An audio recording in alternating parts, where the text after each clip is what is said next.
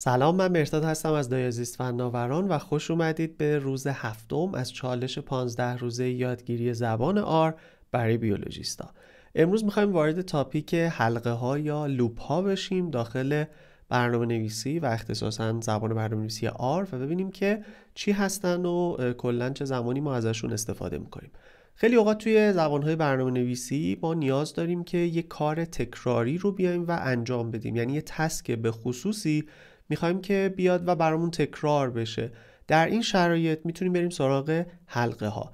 توی زبان R دو تا حلقه معروف وجود داره، یکی وایل و یکی هم فور، که حالا امروز در مورد وایل صحبت میکنیم و فردا سراغ اون یکی میریم و کلن کانسپتیه که یک کوچولو شاید برای کسایی که اول راهن و هنوز دیدگاه برنامه نویسی ندارن یک کوچولو درکش دشوار باشه، ولی سعی کنید که با تمرکز یادش بگیرید، چون که توی خیلی از جاهایی که شما دارید کد میزنید و اسکریپت های مختلفی رو دارید مینویسید، حلقه ها میتونند که واقعا نجات دهنده باشن و به شما کمک بسیار زیادی کنن. اگه موافقید بریم که درسنامه امروز رو با هم شروع بکنیم. خب ببینید، ما زمانی که میخوایم یه وایل لوپ بنویسیم کافیه که کلید واژه وایل رو بنویسیم و زمانی که خب مینویسیم رنگش تغییر میکنه. استراکچر کلیش چطوریه؟ شما یه دونه کاندیشن دارید که این کاندیشن رو باید بیاید و بین پرانتز باز و بسته قرار بدید و بعد اون کدی که میخواید حالا انجام بشه و اون تسکی که میخواید تکرار بشه رو بین آکولات باید قرارش بدید. وایل لوپ در حقیقت وایل میشه تا زمانی که خب ترجمهش بخوایم بکنیم میگیم تا زمانی که این شرط برقراره بیا این کاره رو برای ما انجام بده. یعنی کلیت اتفاقی که میفته زمانی که شما دارید یه وایل لوپ تعریف میکنید چنین چیزیه، یعنی میگی تا زمانی که این شرط برقرار بود شما بیا و اون کدی که داخل این بادی لوپ قرار گرفته رو بیا و اجرا بکن و این تسک هی تکرار میشه. یعنی یه دور این تسک انجام میشه، دوباره برمیگرده اول، اگه شرط برقرار بود دوباره تسک داخل لوپ رو میاد انجام میده، داخل بادی لوپ رو دوباره برمیگرده از اول، اگه کاندیشن برقرار بود بازم این کار رو تکرار میکنه. حالا با یه مثال که این رو بررسی بکنیم درکش براتون خیلی خیلی ساده تر خواهد شد. ببینید، من یه متغیری تعریف کردم به اسم i، ولیوش رو گذاشتم 1. خب این رو ران میکنیم. حالا نوشتیم که while تا زمانی که i کوچکتر از 7 بود، خب این شرط ما هست، اون کاندیشنیه که مد نظر ما هست. بیا و چیکار بکن؟ توی بادی بین آکولات بازو بسته نوشتیم که i رو چاپ بکن. این کاریه که میخواد برای ما انجام بشه در مرحله اول. بعدش چیکار میکنه؟ میگیم که i رو بیا و یکی بهش اضافه کنه. نوشتیم i مساوی i به اضافه 1. خب بذارید من اینو رانش بکنم.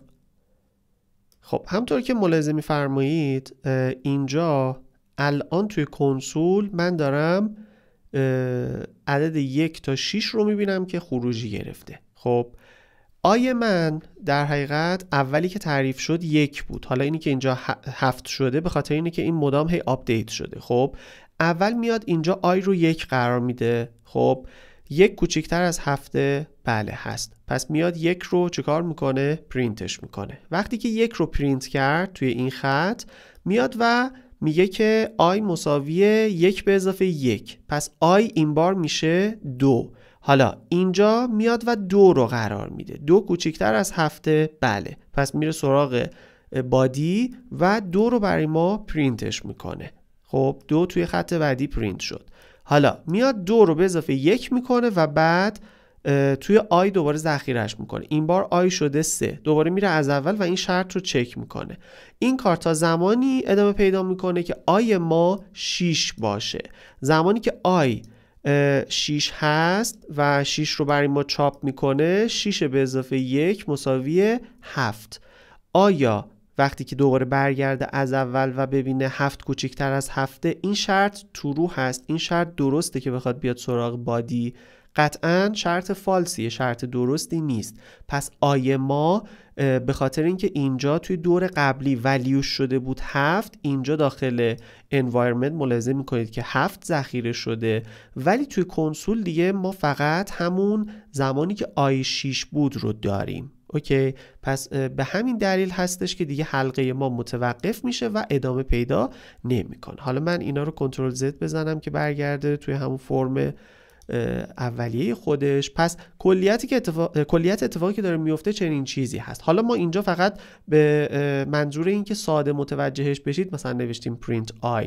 شما میتوانید مثلا یه تسک دیگری رو اینجا ازش بخواید که انجام بده. مثلا من میخوام پرینت بکنه هلو رو، یا هر کد و دستور دیگری که میخواد وجود داشته باشه. یعنی هر تسک پیچیده‌ای رو شما میتونید اینجا قرار بدید تا زمانی که این شرط برقرار هست اون تسک رو براتون انجام بده. وقتی من اینو ران بکنم انتظار داریم که در حقیقت چه اتفاقی بیفته. البته ببخشید من آی رو باید اول اینجا ران بکنم که بشه 1 و داخل اینم داخل بادیش هم نباید بذارم دیگه، باید روی خارج از این حالا بادیه موسم رو ببرم که اینجوری فقط هلو خالی یه بار پرینت نشه. اینو ران که بکنیم ملاحظه میکنید 1 2 3 4 5 و 6 بار هلو برای ما پرینت میشه.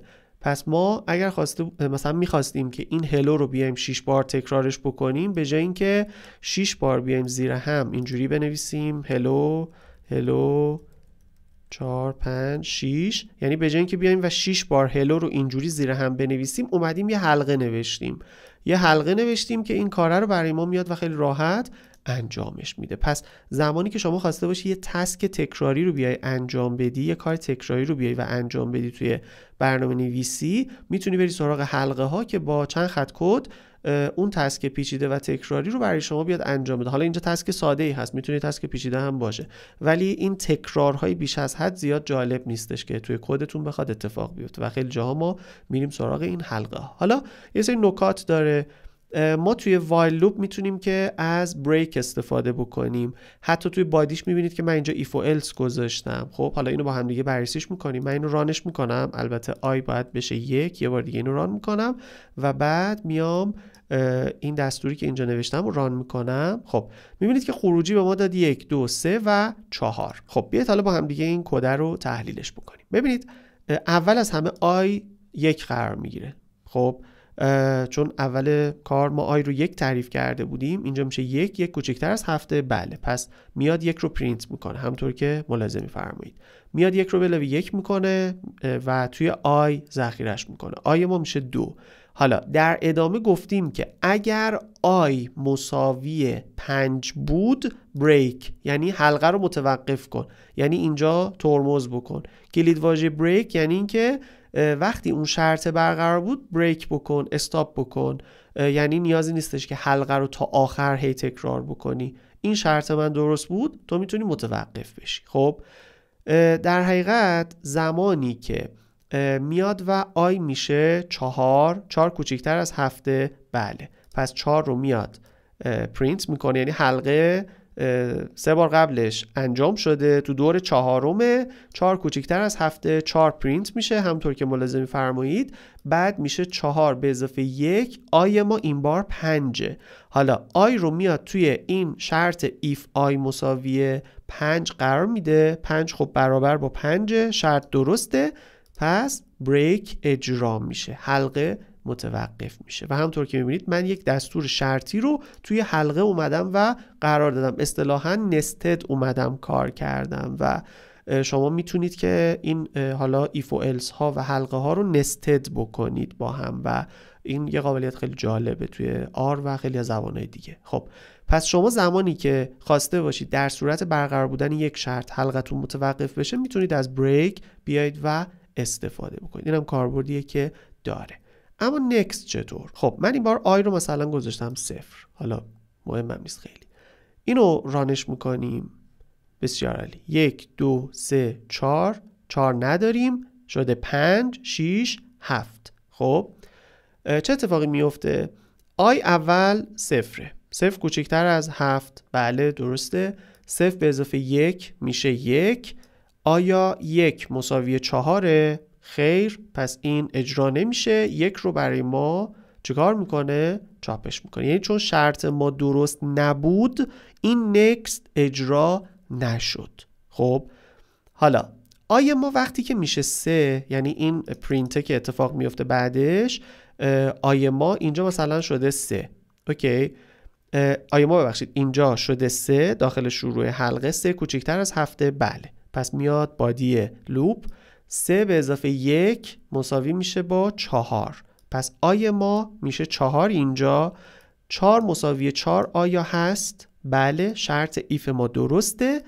next یعنی که این بار اسکیپ بکن و برو از ابتدا شروع بکن، دیگه نیاز نیست کدای بعدش رو اجرا کنی.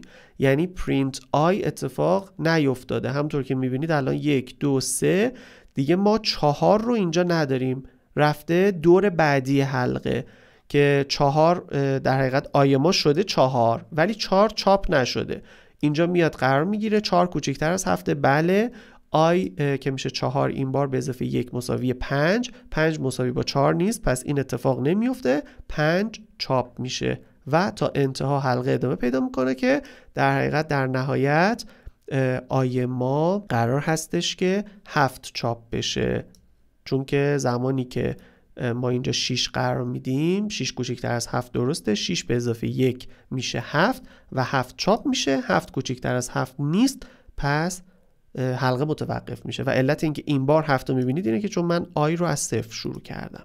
به هر جهت پس next کاری که میکنه اینه که اون دور حلقه رو از ادامه کدهاشو اسکیپ میکنه و حلقه از اول ریست میشه و دوباره شروع میکنه. یعنی اصطلاحاً اون دور حلقه اسکیپ میشه، حالا ریست نگیم، اسکیپ میشه، میره سراغ دور بعدی. این کاربردیه که next داره و اینم کاربردی بود که break داشت. شما میتونید از next و break هم بیاید توی حالا حلقتون استفاده بکنید و بسته به نیاز کدی که دارید رو بهتر مدیریتش بکنید. حالا این قابلیت ها رو بدونید فعلا خوبه که بعداً بتونید ازشون بسته به نیاز بیاید و استفاده کنید. شاید یه جا توی تسکتون شما بسته به شرایطی مثل چیزی که دیدید نیاز نداشته باشید که یک سری تسک ها انجام بشه، یعنی یک اتفاق خاصی که افتاد، یه شرط خاصی برقرار بود، نیاز باشه که اسکیپ بکنید حالا اون بخش کار رو، یا نیاز داشته باشید که ترمز بکنید. خب این دستورات میتونه بهتون کمک بکنه. این بود از وایل لوپ و شما زمانی که خواسته باشید یه کار تکراری رو انجام بدید، یکی از لوپ هایی که خب به کمکتون میاد تا زمانی که یک شرط برقرار باشه وایل لوپ هست و شما میتونید استفاده خیلی زیادی ازش توی برنامه هایی که با آر مینویسید ببرید. امیدوارم براتون مفید بوده باشه و تا روز بعدی بدرود.